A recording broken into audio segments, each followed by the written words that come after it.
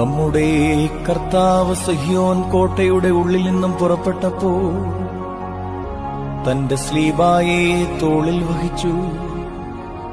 സങ്കടത്തോടെ തന്നെക്കുറിച്ച് കരയുവാൻ എബ്രായ സ്ത്രീകൾ കൂട്ടമായി കൂടി.